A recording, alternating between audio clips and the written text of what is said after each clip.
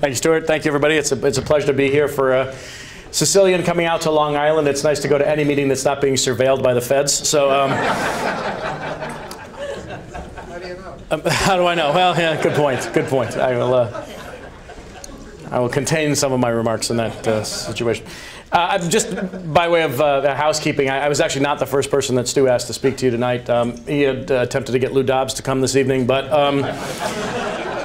as Lou is still contemplating a run for political office in New Jersey, he's been holding a series of post-Cinco de Mayo parties for the workers on his farm in southern Jersey, so he couldn't make it tonight. And then Stu tried to get Kramer, but today's his medication holiday, so he can't be here either. So it will be us. Obviously, there is a lot going on. Before I came up, I was checking my news feed from CNBC, our internal feed, and it does appear that as much as there was some optimism over the last couple of days about negotiations, House Speaker Boehner has pulled out rather abruptly. Dow futures are down about 300 points this evening, so it may be a very rocky day tomorrow. So actually, that's not at all true. I'm just playing with you and want to see if you're paying attention. So for those of you with pacemakers, I apologize. You bought it for a minute, though, didn't you? Yeah. Works every time, by the way. I do this every speech, and everybody gasps. I love it. I have had, as Mark said, it's been associated with CNBC now for 22 years, and before that, I was with Financial News Network out in Los Angeles, which was the first all-day business television network in the country. Started there quite by accident. I was a film major at Cal State Northridge in Southern California. When I graduated, neither Steven Spielberg nor George Lucas bothered to call, and so I had a problem with gainful employment. Fortunately, a friend of mine from high school, Casey Wyan, who's still a reporter for CNN, was working at Financial News Network, something I'd never heard of. He'd gone from journalism school at USC over to FNN, and I called him and asked him if they had any openings, and he got me a job as an entry-level production assistant in June of 1984, about a week out of college. And so I went over there having absolutely no familiarity with business or news, for that matter. Worked there for about 4 months, was summarily dismissed 4 months after I got there. My executive producer walked over to me and said, and I was making $50 a day, no benefits at the time. I was just a freelance production assistant. And the gentleman came over to me and said, remember when I told you I needed you next week? I don't need you next week. And so I went back to the vitamin store where I worked in college, looked around for gainful employment. 4 months after that, because FNN went through a massive cutback the week after I was laid off and whacked 90% of the editorial staff, leaving my friend Casey as a producer, Bill Griffith and Sue Verrera, who you know from CNBC, both of whom remained as our full-time anchors, ad-libbing 8 hours of live business news television a day between them. And that was where we left off when I departed the firm. They had a couple of contributors. My friend Casey, as I said, stayed as a producer. 4 months later, he calls me up, asked me if I wanted his job as a producer, which I took immediately, and not having found anything on the entertainment side of the business. And 3 months after that, Bill and Sue, who had been sharing 8 hours, again, of live television every day between them, called in sick on the same day. And an enlightened young producer there gave me my first chance to go on air and do a couple of reports. The fact that I happen to have been that producer is probably immaterial for the purposes of this conversation, but it was a very thinly populated operation. I was the only person in the room, and in May of 1985, I got on the air. And by September, I was a full-time anchor with very little knowledge of the anchoring process and no knowledge of markets or economics. And as you can see from today's television, not much has changed when it comes to people who are on TV. But in truth, it was an accidental career. I never intended to be in financial news by any stretch of the imagination. Things happened the way they happened, and as people say, I was in the right place at the right time and caught the growth curve that started with Financial News Network many years ago and ultimately morphed into CNBC. We merged in 1991. And it's been an extraordinary ride. I mean, I have seen every major financial crisis since the mid-1980s. I've covered events that I never expected to cover, from 9/11 to G8 meetings outside the country to a whole host of other events, the World Economic Forum and what have you. And again, rather accidentally, one of the most transformational and profound moments I had as a business journalist was another accidental experience. I was visiting a friend of mine in Chicago who I'd known since elementary school, who was at Northwestern studying medicine. And I went out to hang with him for a week. I'd really never spent any time with Chicago and decided to go out there. And at the time at FNN, we were doing a Monday morning program called The Options Report in conjunction with the Chicago Board Options Exchange every Monday morning at 10:30. And the CBOE was offering an options trading class as well the week that I was going out. So I asked Bill Griffith, who at the time was my boss, if I could take this options trading class, do a report on our Monday morning show, and then basically right off the trip while I was out there visiting my friend. And he said yes. And so I went. And it turned out that the morning that I went to start taking this options trading class and prepare a live report for FNN was Monday, October 19th, 1987. Largest stock market crash in the history of the United States, and I happened to be on the floor of a major exchange as the market was crashing. I ended up working 12 hours a day for the entire week in Chicago covering the crash, which at the time we thought was going to usher in the next Great Depression. I mean, for those of you who don't remember, the Dow fell 23% in a single day. It was 508 points, which at that time was an extraordinary day. And the fact that the Federal Reserve intervened so decisively at the time effectively set the stage for what was a pattern of policy responses in the financial markets that we are still dealing with today, that have effectively, in many cases, quarantined Wall Street and inoculated Main Street from the types of problems that we've seen over and over again since 1987.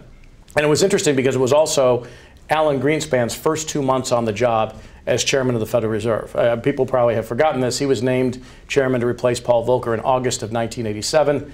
The Dow peaked on August 25th of 1987 at the quaint number of 2722 and change, promptly fell 1,000 points in the next 2 months. Greenspan's immediate response to the crash was to lower interest rates, infuse the economy with money, backstop the banks backstop the brokers backstop the specialists and market makers, and we got out of this thing, shockingly enough, with only a Wall Street recession. There was no recession on Main Street because the Fed responded so forcefully to a financial market crisis. Since 1987, we have had what market observers like to call Six Sigma events, these black swans, fat tail events, every 2 years. Now, statistically, they're supposed to happen once every 23,000 years. And they've happened every 2 years since 1987. And in each of those instances, the Fed has responded in very similar fashion by providing liquidity, cutting interest rates. And so the banking crisis that you may remember from the early 1990s that result of bad leveraged buyout loans and commercial real estate overbuilding and things like that, again, softened by the Fed's response to the crisis, lowering interest rates, very mild recession, relatively speaking, in the early 90s. We had Orange County go bankrupt in 1994 in the Mexican peso crisis that year. Again, the Fed eased the way out of that. We had the Asian currency crisis, the collapse of Russia and long-term capital in 97 and 98. We had the bursting of the internet bubble in 2000 and the effects of 9/11, all of which received the same response from the Federal Reserve until we came upon this most recent crisis that we had, which by every measure was the deepest since the 1930s. And for the first time in this 25-year experience, Main Street suffered as badly and in some cases worse than Wall Street. We were all levered to the same asset, to residential real estate. The subprime boom was unique in its construction. It was pervasive throughout the economy. We had a national real estate bubble. We had a credit market bubble that was enormous in size. The derivatives business grew to be $750 trillion. And once that fuse was lit, and once, as Warren Buffett once called them, those weapons of mass financial destruction began to go off, we experienced something that we have not seen in several generations. And again, the Fed came with a forceful response. But there were so many causes for this. And the reason I go back over this experience is it's relevant to very relevant to the future outlook, I think, because people still have some misunderstanding of what actually transpired during that period.